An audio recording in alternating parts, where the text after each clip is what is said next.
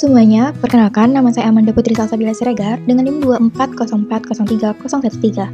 Nah, di video kali ini saya akan membahas ulang mengenai soal-soal yang ada di UTS Elektronika Industri. Jadi, langsung saja kita masuk ke soal yang pertama, yaitu di mana pada soal pertama itu terdapat gambar dari sistem penyaluran energi listrik dari pembangkit hingga ke beban, di mana kita diminta untuk menentukan nilai tegangan di bagian-bagian yang jaringan dari nomor 1 hingga nomor 9.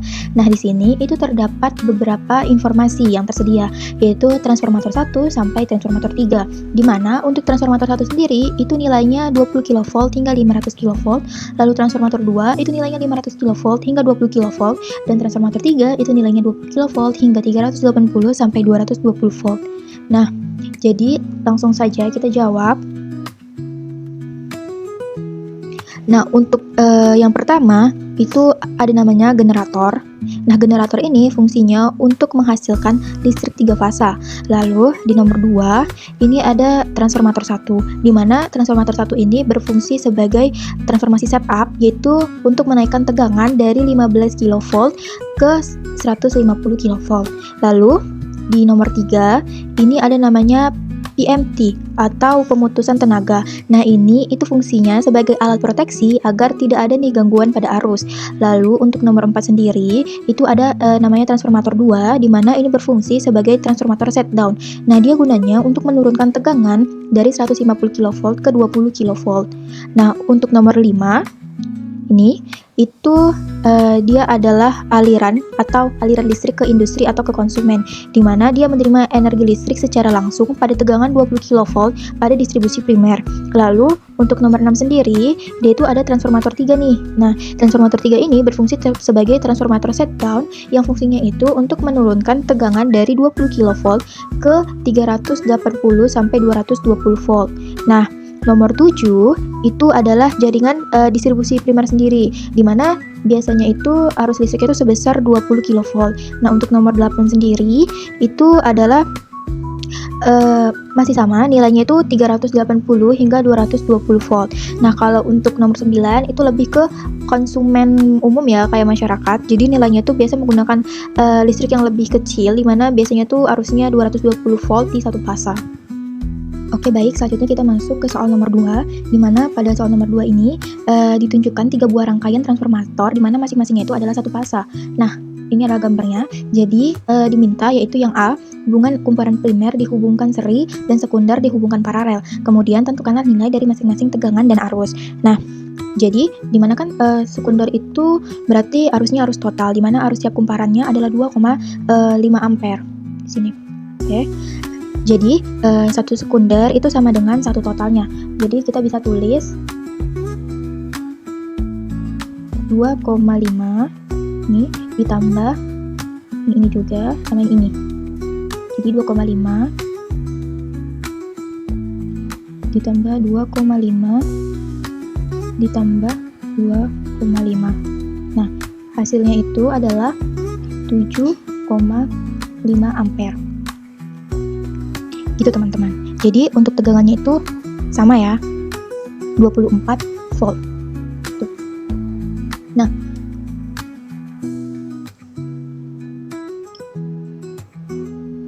untuk soal B sendiri itu diminta primer hubungan delta 3 fasa dan sekunder hubungannya bintang star 4 kawat, di mana di sebelah kiri ini, nah ini tuh adalah kumparan primer yang akan dihubungkan secara seri, sedangkan di sebelah kanan ini adalah hubungan sekunder yang akan dihubungkan secara paralel. Nah, kalau kita ngomongin atau bicara soal primer, maka besaran arusnya itu kan sama ya, dimana satu primer itu ya sama, jadi arus 1 sama dengan arus 2 sama dengan arus 3, atau I1 sama dengan I2 sama dengan I3, dimana tegangan primer dari tegangan total masing-masing kumparan itu kan bisa kita hitung ya V primernya. Nah, jadi kalau kita mau cari V primer atau total primernya itu berapa, kita cukup jumlahin ini semua. Jadi bisa kita tulis 240 ditambah 240 ditambah 240. Nah, maka hasilnya itu yang akan kita dapatkan adalah 720 volt. Nah, ini adalah total dari tegangan primernya di masing-masing kumparan. Nah, lalu untuk gambarnya sendiri, yang ini Yang ini tuh adalah gambar untuk hubungan delta 3 fasa, di mana ini adalah hubungan primer ya. Lalu untuk yang ini, nah ini adalah hubungan Y star 4 kawat. Nah ini adalah hubungan sekunder, di mana ini terdapat 3 kumparan dengan ditambah 1 kawat ya teman-teman. Nah, baik, saya akan menjelaskan untuk soal nomor 3, di mana di soal nomor 3 ini kita diberikan 2 gambar rangkaian, di mana ini ada gambar 1 atau gambar A dan ada gambar 2 atau gambar B. Nah, langsung saja, di soal yang pertama kita diminta untuk menjelaskan secara ringkas perbedaan utama dari kedua rangkaian tersebut. Jadi, pada gambar 1, itu dia hanya terdapat 1 dioda di sini, sedangkan pada gambar 2 dia tuh punya 4 dioda. 2, 3, 4. Nah, untuk gambar 1 juga, dia itu hanya menghasilkan setengah siklus positif dari siklus yang lewat. Sedangkan pada gambar 2, dia itu menghasilkan kedua setengah siklus, yaitu positif dan juga negatif yang diubah menjadi directing. Nah, untuk efisiensinya juga, untuk efisiensi sendiri, gambar 1 itu efisiensinya tuh rendah karena kan dia setengah gelombang dibagi 2. Sedangkan untuk gambar kedua ini efisiensinya tuh tinggi karena semua gelombangnya itu digunakan. Nah, untuk keluaran DC-nya sendiri, gambar 1 itu ripple-nya besar, sedangkan di gambar 2 tuh ripple-nya kecil dan juga lebih stabil sih sifatnya. Lalu untuk arah arus kebeban, di gambar 1 itu arusnya mengalir ke satu arah tiap satu siklus, sedangkan di gambar kedua arusnya itu selalu mengalir satu arah ke tiap beban di siklus. Nah, di nomor 2-nya kita diminta apa sih kegunaan kapasitor C pada masing-masing rangkaian. Nah, jadi kegunaan kapasitor pada masing-masing rangkaian itu berfungsi sebagai smoothing kapasitor. Nah, apa sih smoothing kapasitor? Nah, fungsi smoothing kapasitor itu untuk mengurangi ripple pada tegangan DC asiasi arahan saat kapasitor naik, dia mengisi atau charging daripada si rangkaian tersebut. Nah, sedangkan saat nantinya turun, kapasitor ini itu akan melepaskan muatan listrik agar tegangannya ini enggak turun drastis gitu. Di sini kita bisa lihat ada gambar dari tegangannya itu sendiri, atau tegangan dari gambar A atau gambar B, di mana untuk gambar A atau gambar 1 kan dia adalah penyearah setengah gelombang, di mana inputnya itu adalah AC sinus penuh dan outputnya itu adalah DC setengah gelombang. Nah, di sini dianya itu sejajar dengan tegangan kayak ke puncak dulu. Nih, jadi dia tuh kayak ke puncak dulu, terus turun dulu ke sini, baru nanti dia naik lagi nih dari sini ke puncak lagi, turun lagi, baru naik lagi, ke puncak lagi, turun lagi. Nah, siklusnya itu gitu. Sedangkan kalau untuk gambar yang B, dia tuh kan adalah penyearah gelombang penuh. Jadi inputnya itu kan AC sinus penuh, outputnya itu kan diisi dengan gelombang penuh juga. Jadi dia dijalankan oleh 4 dioda, sehingga dioda tersebut kan akan bergantian nih menyalurkan arus sehingga gelombang tuh penuh, di mana Y terhadap tegangan nih, kemudian tegangannya itu dari sini akan naik ke puncak, kemudian turun. Nah, turunnya ini itu nggak sampai jatuh kayak yang gambar A tadi, jadi itu kayak cuma sampai di sini, lalu dia akan naik lagi nih ke puncak, turun lagi di sini, naik lagi ke puncak. Jadi dia nggak akan nyentuh atau jatuh sampai seperti di gambar A. Dan sekarang kita masuk ke soal nomor 4, di mana di soal nomor 4 ini kita diberi ada gambar penyearah gelombang penuh menggunakan dioda silikon sistem jembatan yang dilengkapi dengan field induktor atau CHOK. Nah, kita diminta menentukan nih beberapa. Nah, yang pertama itu kita diminta untuk menentukan bentuk dari tegangan Vm beserta besarannya. Kita lihat di sini bentuk tegangan Vm. Nah, kita pakai rasio 5:2. Nah, kenapa 5:2? Karena kan kita mau cari sekundernya kan, dimana VF ini sekundernya itu 2/5 dikali 100 sama dengan 40 volt. Nah, Vm-nya itu sama dengan VF sekunder dikali akar 2 sama dengan 40 dikali 1,414, dimana hasilnya adalah 56,6 volt. Nah, lalu untuk nomor 2, kita diminta menentukan tegangan keluaran VDC beserta tegangan rata-ratanya. Nah, VDC sendiri kita bisa pakai rumus yang ini. Di sini sudah ada rumusnya teman-teman. Ini. Nah, jadi kita kan harus menentukan dulu nih VP-nya berapa. Nah, VP itu dapat kita tentukan dengan Vm dikurang 2 dikali VDD, di mana nilainya itu 56,6 dikurang 1,4. Jadi hasilnya itu adalah 55,2 V. Nah, baru bisa kita masukkan ke rumus VDC-nya. Rumus VDC-nya kan tadi 2 VP per V. Jadi 2 dikali 55,2 per 3,14. Jadi didapatlah hasil VDC-nya itu adalah 35,1 volt. Lalu, untuk nomor 3, kita diminta untuk menentukan tegangan keluaran dari VDC beserta besarannya. Nah, untuk ini, kita bisa menggunakan rumus yang ini, teman-teman. Nih. Nah, untuk VP tadi, itu rumusnya dari mana? Kok bisa Vm dikurang 2 V drop dioda? Nah, itu dari sini, teman-teman. Nah, itu rumusnya yang ini. Nah, sekarang kita mau cari VDC nih, tegangan keluarannya. Jadi, kita pakai yang rumus ini nih. Yang VDC sama dengan RL per R shock tambah RL dikali VDC. Jadi langsung saja kita masukkan, yaitu RL-nya kan 200 ohm ya, terus R shock-nya itu kan 10 ohm, dan RL-nya kan 200 ohm, jadi kita tulis 200 ohm per 10 ohm tambah 200 ohm dikali VDC. Nah, VDC-nya tadi kan kita dapat hasilnya itu adalah 35,1 volt. Jadi kita masukin ke sini nih, maka didapatlah hasilnya 33,4 volt. Lalu untuk nomor 4, kita diminta untuk menunjukkan nih posisi untuk besar ripple tegangan VR-nya. Jadi VR-nya itu dapat kita hitung dengan hitungan 5,28 dikali 10 pangkat min 7 VP per LC. Nah, 5,28 dikali 10 pangkat minus 7 dikali 55,2. Tadi kan VP-nya udah kita hitung ya di atas ya. Yang ini. Nah, ini nilai VP-nya. Jadi kita masukkan lagi dia ke sini. Jadi 55,2 per 20 dikali 100 dikali 10 pangkat minus 6. Didapatlah hasilnya yaitu 0,0146 volt atau sama dengan 14,6 meter volt. Lalu untuk gambarnya sendiri, nah ini tuh adalah gambarnya, dimana ini adalah gambar DC, kemudian ada ripple-nya juga. Nah, untuk soal selanjutnya, kita diminta untuk menggambarkan bentuk arus DC dilengkapi dengan besarannya pada beban 200 volt. Jadi di sini, nah kita bisa tulis VDC itu sama dengan tegangan parameter VDC per R2, dimana tuh kan tadi kita dapat VDC-nya itu nilainya 33,4 ya, yang ini. Nih, jadi kita masukkan lagi nih dia ke sini. Jadi 33,4 per 250 itu hasilnya sama dengan 0,167 ampere. Nah, ini dia bentuk dari arusnya itu sendiri. Oke, kita masuk ke soal nomor 5. Nah, di nomor 5 ini kita dikasih satu gambar, yaitu gambar yang ini ya teman-teman. Ini.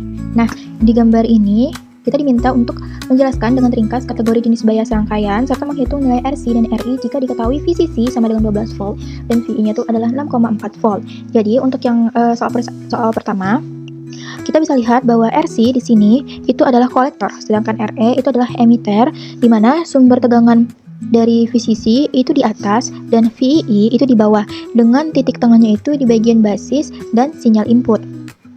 Lalu untuk yang kedua yaitu menghitung nilai RC dan RE.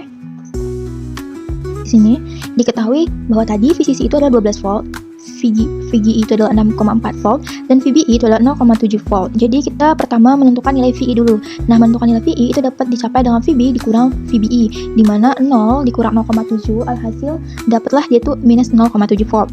Lalu kita cari nilai VRG, di mana didapat dengan cara VI dikurang VGI, sehingga kita tulis nih min 0,7 dikurang min 0,64, maka didapatlah hasilnya 5,7 volt. Lalu setelah itu kita akan mencari nilai RE. Nah, kan tadi diminta udah mencari nilai RE dan RC-nya. Jadi kalau untuk RE sendiri kita dapat dicari dengan VRG per IE, di mana nilai VRG kan 5,7 volt ya, terus dibagi sama 1 meter ampere, sehingga kita dapat hasilnya adalah 5,7 kilo ohm. Lalu untuk RC sendiri dia itu didapat dengan VCC dikurang VC per IC, di mana 12 volt dikurang 0 volt per 1 meter ampere. Didapatlah hasilnya 12 km ampere. Nah, sumber tegangannya itu kan tadi ada dua ya, positif dan negatif. Jadi, jenis dari pada rangkaian ini, nah, itu adalah disebut dengan bias ganda atau supply bias. Untuk nomor 6, di sini kan ada gambar ya. Nah, berdasarkan kombinasi rangkaian digital nomor 6, tentukanlah persamaan keluaran rangkaian dan tabel kebenarannya. Nah, sebelum itu, kita akan menuliskan dulu. Jadi, di sini, ini, yang gambar ini, nah, itu namanya adalah NAND. Lalu yang di B ini, yang gambar segitiga seperti ini, itu namanya gerbang NOT. Nah, di sini itu ada inputan ketiga, yaitu disebut NOR, dengan outputnya itu adalah OR. Nah, jadi setelah mengetahui jenisnya, kita bisa menulis nih gerbang logikanya.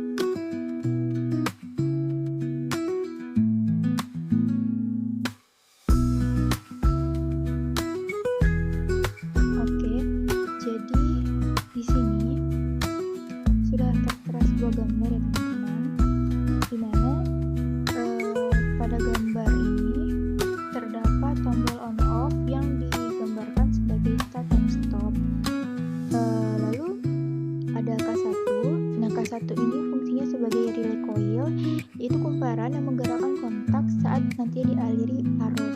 Kemudian ada NO.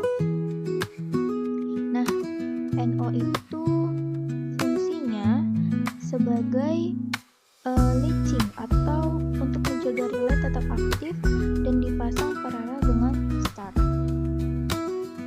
Nah, untuk soal B tadi kan diminta menentukan ini ya, sebuah switch plus button untuk mematikan lampu tersebut. Maka sama seperti tadi, namun di sini itu ada elemen stopnya untuk mematikan lampu daripada rangkaian yang ada. Kemudian ada K1 juga ada NO. Nah, gerbang logikanya itu seperti ini ya teman-teman, dimana outputnya itu adalah A kali B aksen ditambah B aksen ditambah C aksen. Nah, untuk contoh perhitungannya itu, oke, misalkan yang inputnya itu A sama dengan 0, B sama dengan 0, dan C juga sama dengan 0. Nah, maka A kan dikali B ya. Nah, A kali B berarti 0 dikali 0. 0 dikali 0 itu kan hasilnya 0. Tapi karena dia aksen, maka kan dia itu kebalikan dari 0. Nah, biasanya kebalikan dari 0 tuh kalau nggak angka itu sendiri atau 0, maka 1. Jadi 0 kali 0 dihasilkan tuh atau kita balikan tuh jadi 1. Kemudian ditambah dengan B aksen. Nah, B aksen. B itu kan nilainya 0 ya tadi inputannya. Maka B aksennya itu kebalikannya. Jadi 1. Jadi B aksen tambah C, maka 1 ditambah 0 sama dengan 1.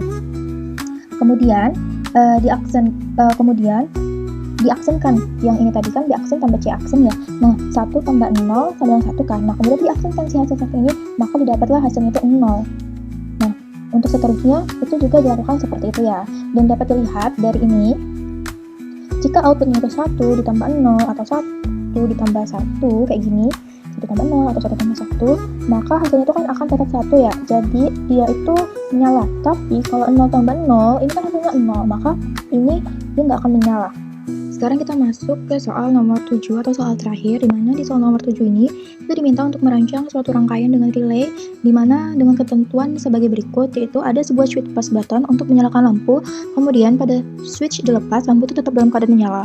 Lalu yang kedua itu ada sebuah switch plus button lainnya untuk mematikan lampu tersebut. Jadi di sini sudah tertera sebuah gambar ya teman-teman, di mana pada gambar ini terdapat tombol on off yang digambarkan sebagai start and stop. Lalu ada K1. Nah, K1 ini fungsinya sebagai relay coil, yaitu kumparan yang menggerakkan kontak saat nanti dialiri arus. Kemudian ada NO. Nah, NO itu fungsinya sebagai leaching atau untuk menjaga relay tetap aktif dan dipasang paralel dengan start. Nah, untuk soal B tadi kan diminta menentukan ini ya, sebuah switch plus button untuk mematikan lampu tersebut. Maka sama seperti tadi, namun di sini itu ada elemen stopnya untuk mematikan lampu daripada rangkaian yang ada. Kemudian pada K1 juga ada NO.